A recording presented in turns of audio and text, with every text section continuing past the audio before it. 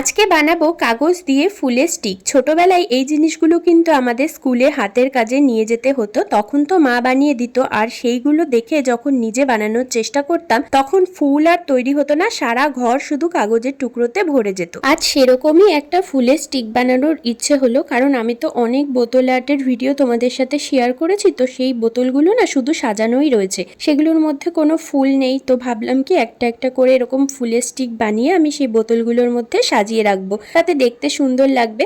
দোকান থেকে বা অনলাইন থেকে তো আর্টিফিশিয়াল ফুল কিনে সাজানোই যেত, তবে নিজে হাতে বানানো জিনিসের মধ্যে একটা আলাদাই শান্তি আছে। তাই আমি কিন্তু প্রত্যেকটা বোতলের জন্য আলাদা আলাদা করে ফুলের স্টিক নিজে হাতেই বানাবো, আর তোমাদের সাথে তার ভিডিওগুলোও সব শেয়ার করব। তো এখানে কিন্তু আমি নর্মাল খাতার পৃষ্ঠা দিয়েই ফুলগুলোকে বানাচ্ছি, তো ভিডিওটা ভালো করে দেখলেই তোমরা বুঝে যাবে যে আমি ফুলগুলোকে কিভাবে বানিয়েছি। আর হ্যাঁ, পুরোটা আজকে একটা ভিডিওর মধ্যে আমি দেখাতে পারছি না, কারণ ভিডিওটা অনেকটা লং হয়ে যাচ্ছে।